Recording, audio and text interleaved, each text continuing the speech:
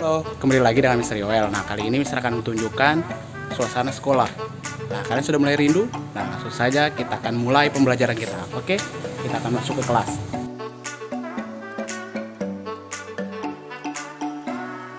Halo, kembali lagi dengan Mr. Yoel. Nah, pada kesempatan kali ini Mr. melanjutkan materi statistika. Pada pertemuan pertama kalian sudah mengenal bagaimana itu statistika, pengenalan seperti apa, mungkin sudut pandang alkitabiahnya seperti apa. Nah, pada kesempatan kali ini Mr. akan coba membahas mengenai pemusatan data. Ya, kalian akan mencoba mencari bagaimana data-data tersebut diolah. Ya, kali ini kita fokusnya ke sana. Yang pertama kita langsung saja masuk ke mean atau boleh dibilang adalah rata-rata. Kita akan mencari rata-rata. Terlebih dahulu kalian harus mengerti kegunaannya. Jadi kegunaan di sini adalah untuk mengetahui nilai rata-rata dari suatu data yang diteliti. Itulah kegunaan dari mean. Ya. Selanjutnya langkah-langkah pengerjaan untuk mencari rata-rata. Pertama, mencari titik tengah yang ditandai dengan XI dengan cara batas bawah ditambah dengan batas atas, lalu dibagi dengan 2. Dan yang kedua, kita mengkalikan FI dengan XI ya. Kalian mungkin sudah mulai bertanya, apa itu Sir FI dan XI? Nah, kita langsung saja lihat pada tabelnya.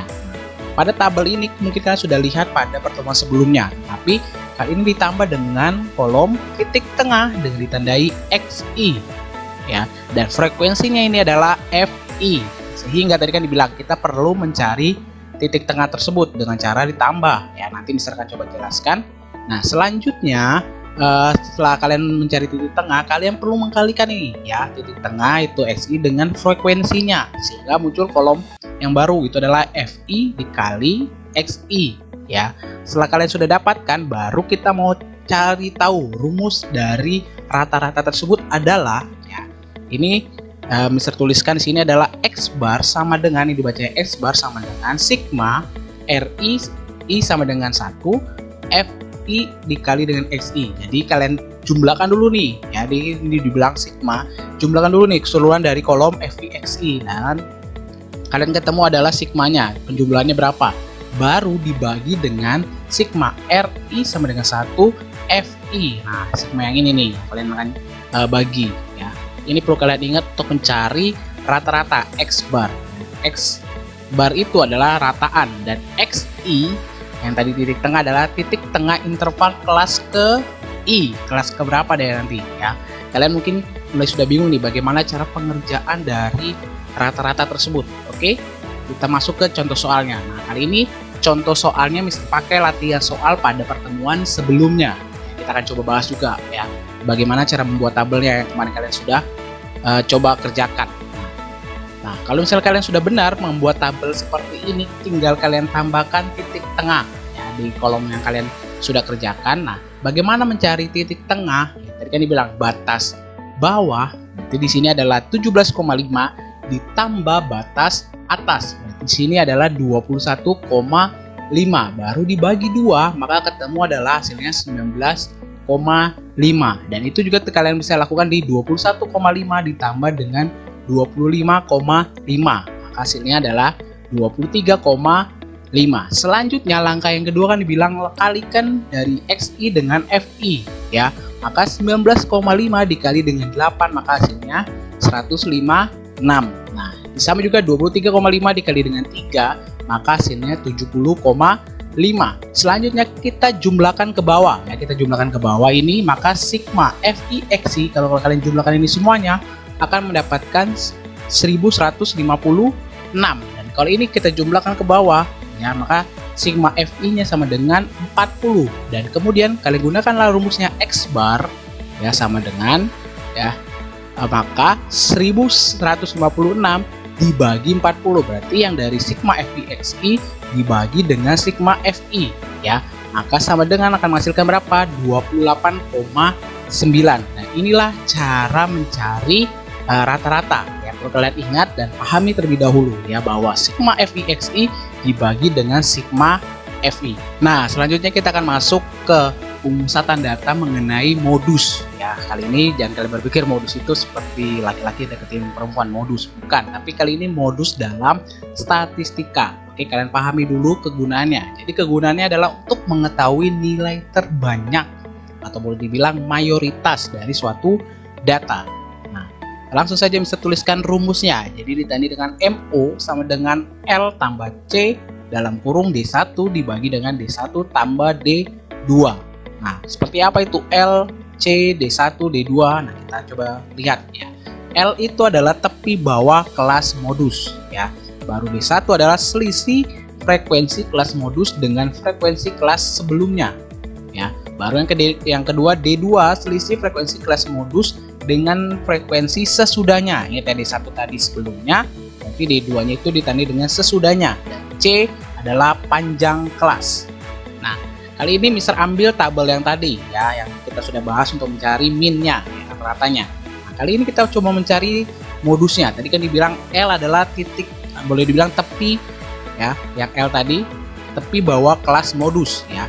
Maka kita cari dulu dari data ini, kita lihat frekuensi yang lebih besar yang mana. Tadi kan dibilang nilai mencari nilai yang terbanyak atau mayoritasnya. Dari sini frekuensi yang paling terbesar adalah ini yang 10. Berarti kita langsung ambil ya, boleh dibilang tepi bawahnya, berarti adalah di sini adalah tepi bawahnya 29,5. Maka L adalah 29,5. Selanjutnya kita mencari D1. Tadi D1 itu frekuensi yang selisihnya dengan sebelumnya ya. Berarti di sini 10.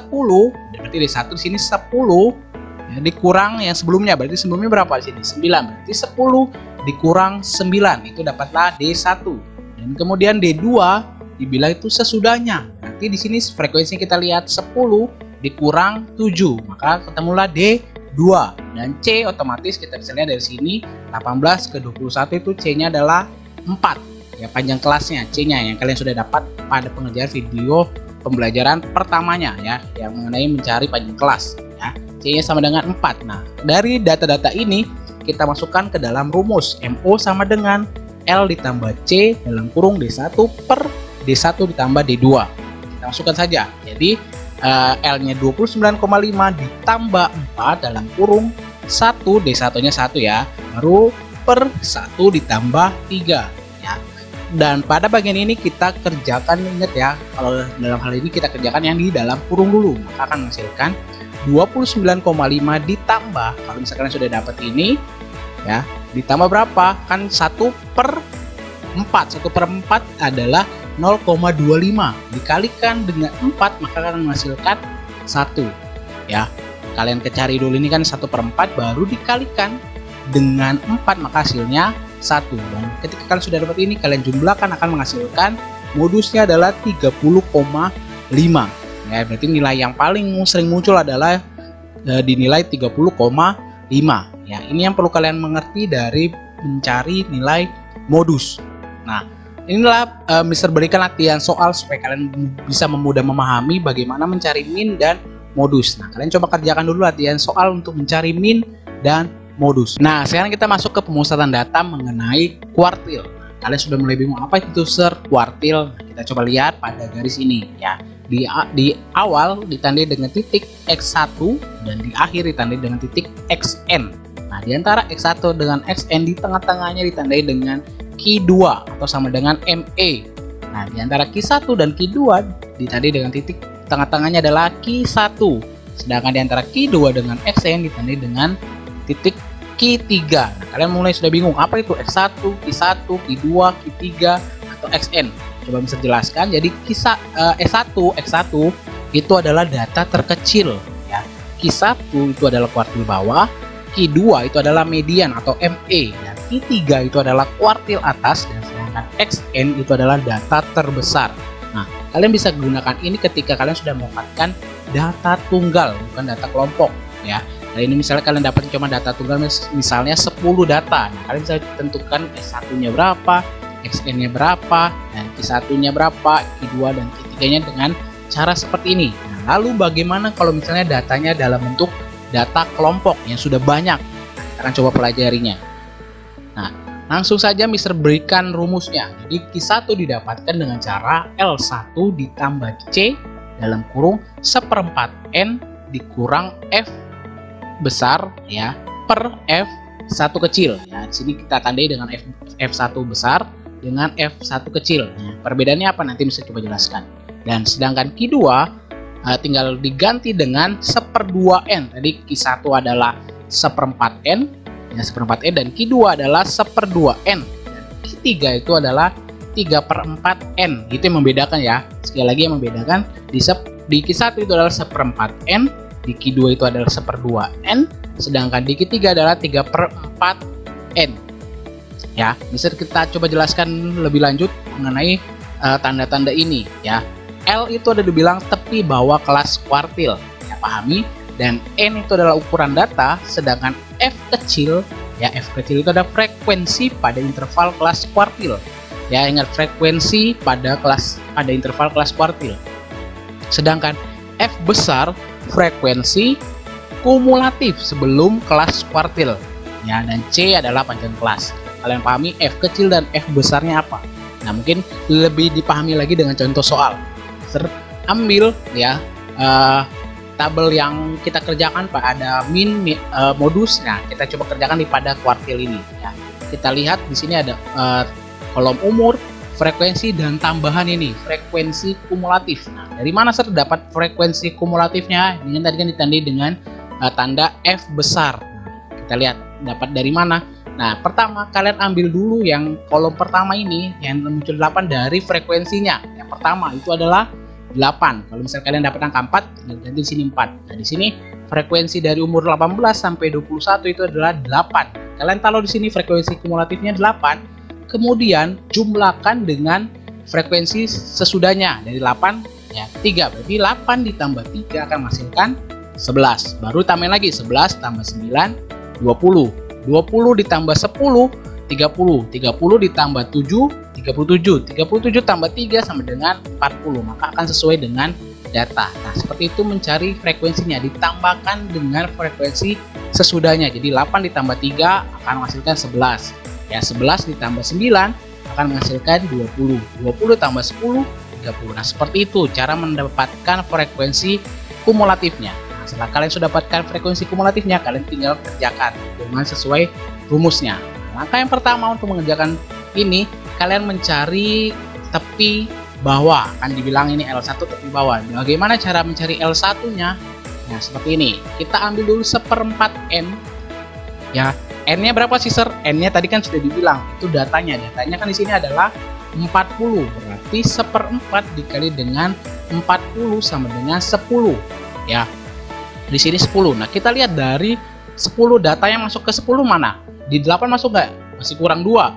Nah, di 11 ternyata data ke 10 itu masuk di yang di sini nih, yang 11. Maka batas bawahnya langsung lihat ke umurnya. Batas bawahnya berarti yang